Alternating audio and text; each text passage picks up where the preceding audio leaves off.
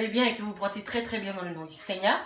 Aujourd'hui, j'ai vraiment l'honneur de rencontrer notre sœur Mayaga et notre sœur Audrey. Bonjour à tous.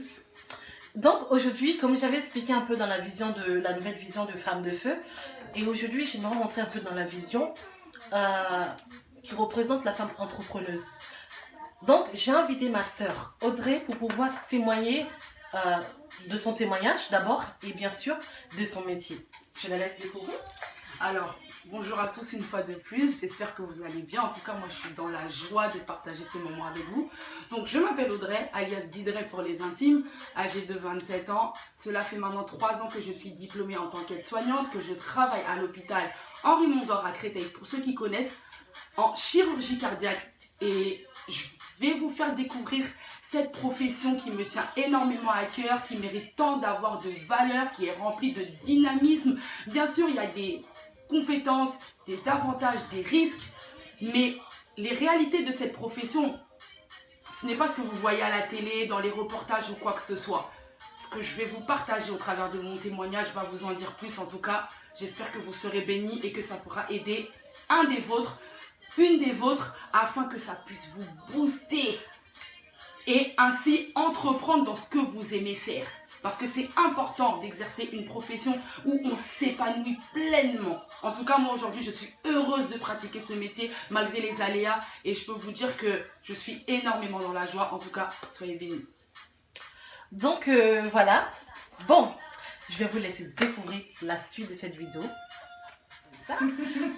Quels sont les avantages à acquérir pour ce métier? Comme tu nous avais dit tout à l'heure, on aimerait savoir un peu plus. Ok, alors les avantages ou les compétences à acquérir dans ce métier, avant tout, en tout cas pour moi, étant donné que j'expérimente la chose, c'est un métier qui demande avant tout de refléter le côté humain. Pourquoi? On a la vie d'être humain entre nos mains. On ne s'occupe pas d'objets, de matériel ou encore de charcuterie comme on peut entendre dans le jargon paramédical. C'est vraiment des personnes. C'est-à-dire qu'aujourd'hui, ce sont elles. Demain, ça peut être toi, ça peut être moi. On ne sait pas ce que l'avenir nous réserve. Et j'estime que la manière dont on est appelé à prendre soin des autres, c'est ainsi qu'on aimerait qu'on prenne soin de soi demain plus tard. On est d'accord? Donc avant tout, refléter le côté humain. Après, il y a des compétences d'ordre, comme on pourrait dire, pédagogiques à acquérir. Une aide-soignante est appelée à savoir faire le recueil de données d'un patient. Tant bien sur son état civil, son aspect juridique, physique, socioculturel, psychologique, parce que quand tu prends en charge une personne, c'est de A à Z. Donc là, tous ces aspects, c'est ce qui montre que tu prends en charge comme il le faut de manière pertinente ton patient. Au-delà de ça, tu dois être capable de t'adapter à l'état clinique de ton patient. État clinique, pourquoi? On est des êtres humains, le patient il est malade. Les gens voient le mot malade comme un petit mot juste comme ça. Non. C'est-à-dire qu'on est appelé à prendre les constantes du patient. Qu'est-ce qu'on appelle les constantes du patient? La température. Parce qu'il peut avoir de la fièvre. Tension, il peut avoir de l'hypertension. Sa saturation, pour voir si sa respiration fonctionne correctement, et la fréquence cardiaque. Pourquoi? Parce que ça va nous permettre de savoir mettre en action des pratiques pertinentes, encore une fois, pour s'occuper de celui-ci. Je vais donner un exemple. Admettons aujourd'hui, à l'instant T, on va dire toi, tu es ma patiente. Je viens prendre ta température. Tu as 39 de fièvre. Est-ce qu'une personne qui a 39 de fièvre, je dois la laisser complètement recouverte avec une couette sous prétexte qu'elle a froid? Non. Pas du tout. Donc l'action que moi je vais devoir mettre en œuvre, c'est de te découvrir, de t'hydrater, d'ouvrir la fenêtre s'il le faut, pour que ton corps puisse se décharger de toute cette chaleur qui est imprégnée en toi. Comme on disait tout à l'heure, ce n'est pas une petite chose, ce métier, ce n'est pas une blague. Donc, s'adapter à l'état clinique du patient. Admettons, je ne sais pas, peut-être qu'aujourd'hui tu peux être sous 4 litres d'oxygène. Et toi, tu me dis que tu veux absolument aller te laver à la salle de bain. Moi, en tant qu'aide-soignante, je dois être capable d'évaluer est-ce que, dans l'état dans lequel tu es, avec ces 4 litres d'oxygène, tu es capable d'aller à la salle de bain. Et puisque tu ne le pourras pas, il va falloir que je t'explique le pourquoi du comment. Donc ce que je vais faire, c'est que je vais t'asseoir au bord du lit, je vais te mettre une bassine avec le nécessaire pour que tu puisses t'occuper de faire ta toilette. Mais si, par exemple, je ne prends pas en compte l'évaluation par rapport à tout ça, ce que je vais mettre en œuvre, ça va être en vain, dans un sens. Ensuite, vient la capacité de pouvoir être capable de prendre soin de l'environnement de son patient. C'est très important. Nous-mêmes, quand on est chez soi, on fait attention à l'hygiène de notre environnement, à son hygiène corporelle. Pourquoi? Parce que prendre soin des autres, c'est avant tout prendre soin de soi. Tu ne peux pas prendre soin des autres si tu ne prends pas soin de toi. Et tu ne peux pas prendre soin de toi si tu ne sais pas prendre soin des autres. Déjà pour commencer. Après ça, vient tout ce qui tourne autour de la communication. Parce que la communication, c'est aussi très important. Donc, il y a Audrey, on aimerait savoir quels sont les risques de ce métier. Donc, les risques de ce métier, Oui. je vais Parce que t'expliquer. je sais qu'il y a des risques dedans quand même. Exactement. Oui. Donc, je vais vous expliquer. Donc, au-delà des avantages que j'ai pu présenter tout à l'heure, qui permettent que tu puisses devenir une meilleure personne, se cachent, donc, comme Grace vient de le dire, des risques. Et les risques sont les réalités de ce métier, de cette profession. Les risques, en fait, face auxquels on est confronté dans cette profession, c'est la détresse psychologique, la détresse physique, l'épuisement professionnel qui t'emmène à ce qu'on appelle le burn-out. Parce qu'il y a même des soignants qui se suicident. Wow. Faut pas voir ça comme ça. Tellement il y en a, ils arrivent au bord des larmes, au bord de leur capacité. Pour eux, il n'y a plus rien à faire qu'ils préfèrent mettre fin à leur jour. C'est pour ça que tout à l'heure, je disais que c'est très important d'avoir un cœur, d'avoir du courage, de la force. Je ne dis pas que ces personnes qui se sont suicidées aujourd'hui n'avaient pas ces qualités. Mais il faut vraiment, vraiment demander, et c'est là où intervient le Seigneur en fait, qu'il puisse nous fortifier. Parce que moi, combien de fois j'ai été confrontée à la mort? Combien de fois j'ai été confrontée à l'épuisement professionnel? Il y a même des jours où oui, j'en suis venue au bord des larmes. Parce que tu te retrouves face à une situation, la pression du travail en soi, les cadres par-ci, les médecins par-là, les infirmiers, les familles des patients, tu te fais menacer, que ce soit verbalement ou physiquement. Si t'es pas un minimum un peu forte et que surtout tu ne connais pas Dieu dans ta vie, ah oui, tu peux dire non c'est bon. Travailler pour ça, pour finir comme ça, autant que je mette fin à mes jours, que ça s'arrête là. C'est pour ça que ça demande vraiment un réel travail sur sa propre personne. Et c'est comme ça qu'en fait qu'au-delà de ces risques, ça te fait découvrir une autre facette de ta personne en fait. Par exemple, moi on me connaît, on sait qu'à la base je suis une personne très calme, une personne avec un grand cœur, etc. etc. Mais le fait d'être confronté à ces risques-là a fait découvrir que il y a certaines choses on va dire, de mon ancienne identité qui revient par moments. Moi, on m'entendait quasiment jamais râler. Mais il y a des moments où au travail, je passe ma journée à râler parce que les choses qui sont en train de se passer sous mes yeux, surtout sur la prise en charge des patients, ou même la manière dont les médecins veulent que les choses avancent, la manière dont tes collègues vont te parler, je ne tolère pas. En tout cas, moi, de ma propre personne, hein, parce qu'il y en a qui tolèrent, il y en a qui vont te dire que tu abuses, que tu es susceptible, que ceci, que cela. Moi, je ne tolère pas parce que je pars du principe que on a des patients qui sont là. On a déjà les familles sur le dos pour encore avoir de la pression entre collègues, en sachant qu'on a déjà la pression des responsables à supporter. C'est déjà beaucoup. Moi, par exemple, j'ai déjà été confrontée à une situation, pourtant je n'avais rien dit de mal, où le patient me menaçait de porter plainte contre moi, de me poursuivre avec des charges lourdes. Tout ça parce qu'en fait, il a mal pris une certaine phrase que je lui ai dit et c'est permis de dire que je lui ai manqué de respect. Je me suis dit, Seigneur, mais si on porte plainte contre moi, moi aujourd'hui, Audrey, je suis finie. Je vais perdre mon diplôme, je perds mon travail. En plus, je suis encore en CDD. Déjà que je suis en train de travailler, de faire ma place pour obtenir le CDI. Seigneur, tu m'as pas envoyé ici pour que ça se termine comme ça. C'est pas possible. Parce que Dieu, il est bon. Pendant 3 jours, j'avais la boule au ventre pour aller parler à ce patient. Donc, comme quoi, tu vois, les risques sont bien là. Ça commence tu sens que ton estomac, il chauffe. Mais j'ai pris mon courage à deux mains au bout du 3e jour. Puisque j'étais en face de la chambre, je ne pouvais pas fuir la réalité de toute façon. Je suis allée parler à ce patient. J'ai dit bonjour, il me répond. J'ai dit bon, aujourd'hui, il a l'air d'être de bonne humeur. Je ressors de la chambre. Et puis, il y a quelque chose qui me dit, Audrey, rentre et va demander pardon même si tu n'as pas tort. Oh, je suis rentrée. J'ai dit, monsieur Lefebvre, carrément, je me rappelle même de son nom pour te dire, tellement que c'est vraiment réel. J'ai dit, je vous prie de m'excuser pour ce qui s'est passé la dernière fois. On s'est peut-être mal compris. Du coup, vous vous êtes emporté et l'impression que je vous ai donnée n'était pas celle que je voulais refléter. Alors, ce que je vous demande, c'est de me pardonner. Il m'a dit, moi aussi, je dois vous demander pardon. Vous faites déjà un métier qui n'est pas facile. Vous devez nous supporter. Je supporte entre vous.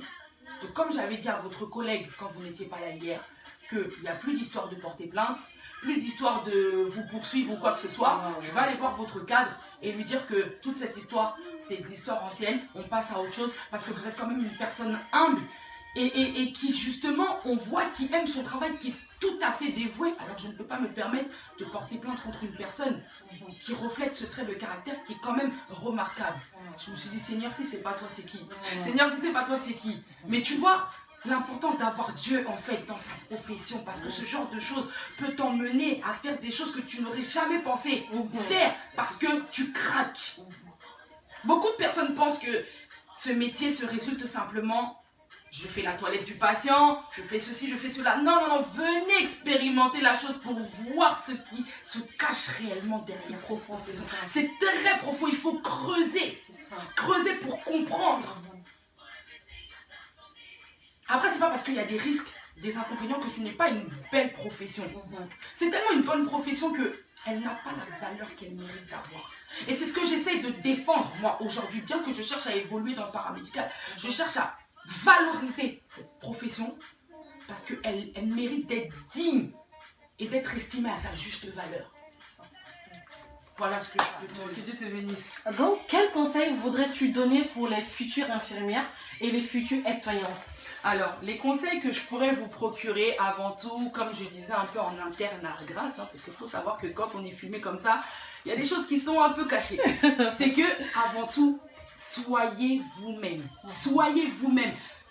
Ne faisez pas une profession pour que vous puissiez donner une image de ce que vous n'êtes pas. Parce que dans tous les cas, tôt ou tard, vouloir ou pas, cela va vous rattraper.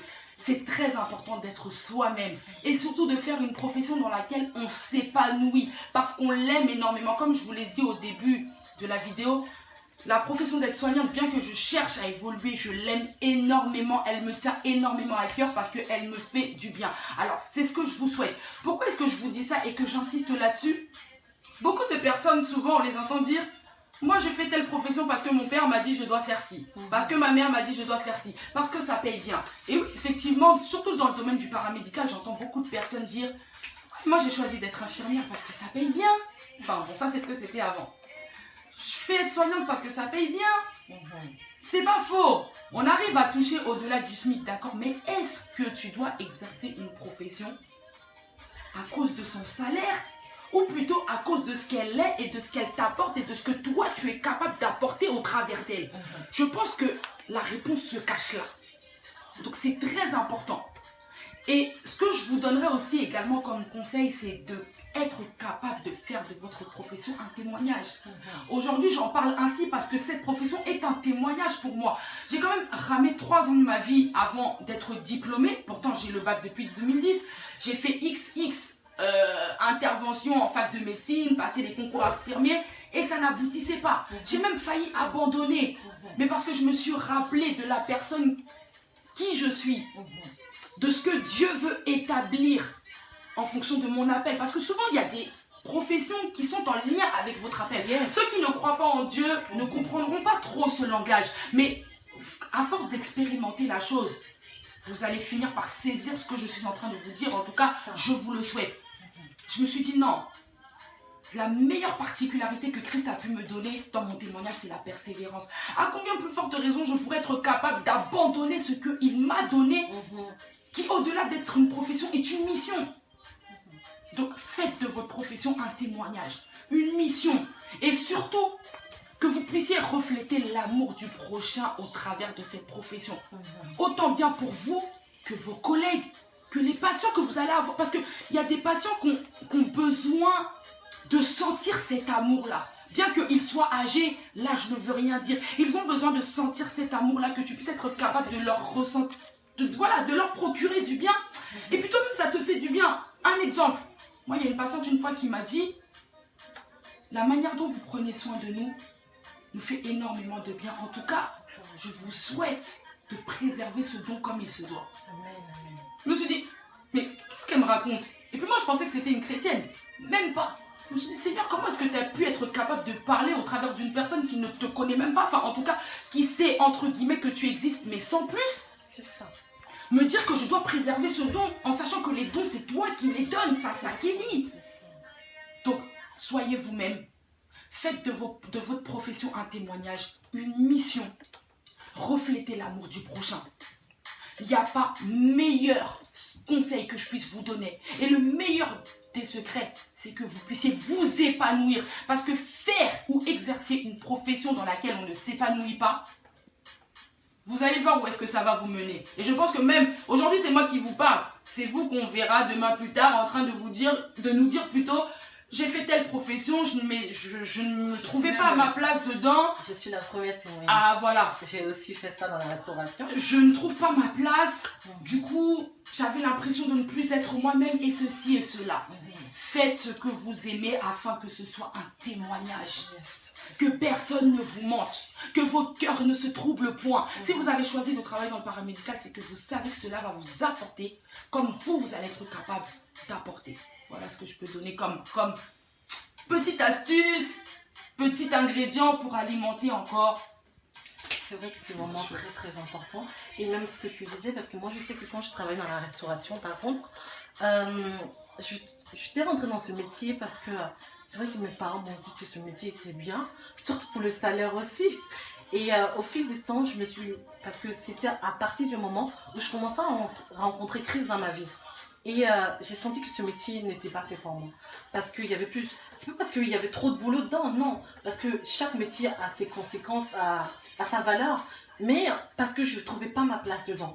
Et c'est vraiment très important de se lancer dans un métier où vraiment tu sens que tu dois d'abord trouver ta place dedans. Et que tu aimes ce métier, non pas pour le salaire d'abord, mais parce que voilà, c'est une passion. Parce qu'un métier aussi, c'est vraiment une passion. Exactement. Et surtout, ça va donner envie aux autres. Parce qu'aujourd'hui, moi, je suis aide-soignante. Combien de personnes ne sont pas venues me voir pour me dire, Audrey, comment tu as fait pour devenir aide-soignante? Comment est-ce que tu as procédé? Comment tu y es arrivé? Etc. etc. Nous, on aimerait bien. Et tu vois, du coup, quand tu racontes ton expérience à ceux qui te posent la question, ça leur donne envie. Même si après, peut-être, ils peuvent changer d'avis parce que des fois, on a plein de choses qui nous viennent en tête. Yes. Mais ne serait-ce que la petite expérience que tu leur auras partagée, ça va leur donner envie. Ça va les booster. Ça va les encourager. Et au moins, ils se diront qu'ils ne se sont pas tournés vers la mauvaise personne pour obtenir des conseils. Et puis, si tu ne t'épanouis pas dans ton métier, comment est-ce que tu vas donner des conseils? Comment tu vas donner des astuces? Comment tu vas donner des bonus? C'est ça, mais au contraire, tu vas donner des... Voilà. Parce que la Bible nous dit souvent, c'est vrai que c'est un peu hors, mais la Bible nous dit que les mauvais compagnons ne corrompent pas les mauvaises œuvres. Voilà. C'est exactement ça. Exactement. Donc si tu te lances dans un métier où tu t'épanouis pas, tu vas apporter une mauvaise chose en fait aux gens. Donc, il y a Audrey. Quels sont réellement les avantages? C'est vrai que j'avais posé la question, mais pourquoi tu as choisi réellement ce métier? Pourquoi tu as choisi ça? Pourquoi j'ai choisi ce métier? En fait, tu essayes de me demander pourquoi ce métier et pas un autre. Ok, j'ai saisi. Bon, alors, pourquoi ce métier et pas un autre? En fait, à vrai dire, ce que je dirais, c'est que c'est pas question de pourquoi ce métier, pourquoi pas un autre. Dans la vie, on dit qu'il n'y a pas de sous-métier. Yes. Déjà pour commencer. Parce que des fois, on se moque des personnes qui sont éboueurs alors que déjà niveau salaire, là, ils peuvent dire qu'ils le font pour le salaire parce que ça paye largement mieux. Déjà pour commencer. Et puis, ils sont confrontés à plein de choses, toucher aux poubelles, ceci, cela. C'est pas tout le monde qui aurait le courage de le faire, même si des fois, dans ta profession, tu emballes une poubelle, tu la jettes, ça prend 2 secondes. Eux, c'est toute la journée, soit toute une matinée, toute une après-midi. Tout ça pour dire en fait que pourquoi est-ce que moi j'ai choisi ce métier? Déjà, depuis toute petite, je suis intéressée par le paramédical. Et à cause de certaines circonstances qui ont fait que quand je passais les concours, ça n'aboutissait pas, on a essayé de me dire, mais si tu n'y arrives pas, c'est que c'est pas ta vocation. Faut changer. Hey, l'être humain, faut changer. Et moi, j'étais là, non, je ne changerai pas. Parce que même mes parents, c'est les premiers à témoigner. Audrey, depuis qu'elle est toute petite, si elle voit une affiche là, où ça parle du paramédical, il faut qu'elle s'arrête pour lire. Nous, on a déjà fait 100 pas, elle est encore derrière, pour lire. On comprenait pas, mais en fait, c'est parce qu'on a senti que l'enfant, elle est intéressée par ce domaine et pas un autre. Et ça s'est alimenté petit à petit, en grandissant, lycée, université, etc., etc. Parce que c'est ce domaine qui m'a tant parlé. Et quand je regarde le caractère que Christ m'a donné, cette qualité d'avoir de l'amour pour son prochain, être au service de son prochain, je ne dis pas que dans les autres professions ce n'est pas faisable, mais pour moi je le vois que dans le paramédical parce que c'est là où tu es réellement confronté aux situations où j'ai dit que je pouvais m'occuper d'une personne, on va le voir maintenant. C'est pas comme si là t'étais, je sais pas, dans un bureau, tu te dis bon je vais recevoir une personne, je suis secrétaire, bon elle veut des conseils, je vais réussir à lui donner, d'accord. Mais est-ce que si tu vois un patient qui est paraplégique, là je parle dans le langage médical, donc qui dit paraplégique, paralysie totale des membres inférieurs, que cette personne elle est souillée dans les selles et que toi tu te dis je ne supporte pas l'odeur. Mais tu dois le changer, tu dois le laver parce que tu ne peux pas le laisser comme ça. Où est passé ton courage? Où est passé ton amour du prochain? Pourtant, tu étais la première, le premier à dire je veux être au service des autres. Je veux être capable d'aider là où d'autres n'ont pas su aider. Mais là, on t'a mise à l'épreuve. Pourquoi tu fuis? Et c'est cette qualité que moi, j'ai réussi à acquérir. Je me dis, dans ma vie, j'ai tant dit, je suis courageuse. Je suis ceci. Mais même si je sais que c'est vrai parce que je ne doute pas de ce que Dieu a mis en moi, c'est là où ça devait se voir. Et si j'ai réussi à être diplômée, c'est parce que j'ai su faire mes preuves. Donc dans toute profession que tu choisis, tu dois savoir faire tes preuves. Ce métier-là doit pouvoir traduire ton courage, ton humilité. Encore une fois, l'amour du prochain et non pas t'en enorgueillir. Voilà pourquoi est-ce que je pourrais répondre. Pourquoi ce métier et pas un autre? Parce qu'il y a d'autres professions, quand tu les regardes, ça te fait devenir orgueilleux. Et moi, l'orgueil, même si on a tous peut-être une petite part d'orgueil, comme certaines personnes le disent, c'est pas possible. L'orgueil, l'hypocrisie, non. Moi, je vais être dans quelque chose où l'humilité se voit sans que tu dises IOA. La persévérance se voit sans que tu dises IOA. Toutes ces choses-là où tu te bats tel un soldat, que ça te forge, que tu te dis je dois aller déposer des semences pour que ça porte ses fruits. C'est ça. J'ai trouvé mon bonheur dans les professions du paramédical. Et parce qu'avant tout, l'aide-soignant, même si elle est minimisée aujourd'hui, c'est la personne qui est le plus proche d'un patient. Et c'est là où on regarde si tu es capable réellement de tendre ta main pour aider celui qui est en face de toi. Et ce, peu importe dans l'état dans lequel il puisse se trouver. Voilà. Et franchement, je trouve que, en fait, ce que j'ai compris dans ce que tu disais, c'est pas simplement, en fait, comment je pourrais dire, tu sais, quand on dit souvent les dons spirituels, c'est pas simplement quand tu as, le Seigneur te donne une parole de connaissance pour quelqu'un. Un métier, c'est aussi un don, surtout quand tu trouves ta place dans ce métier et que tu te rends compte que ce métier, c'est vraiment, c'est une valeur, en fait. Oui. C'est, waouh, je sais pas, je suis... Je prends plaisir à raconter ça parce que j'ai envie de faire ce métier aussi. Franchement, c'est... je sais pas quoi dire. Voilà, ce que je disais tout à l'heure, donner envie. C'est ça. Donner envie. Ça, c'est transmis. Là, tu me parles, en fait, c'est comme si j'ai envie de rentrer dans ce métier. Tu me fais rentrer dans ce métier. Et c'est vraiment quelque chose de formidable. Donc voilà.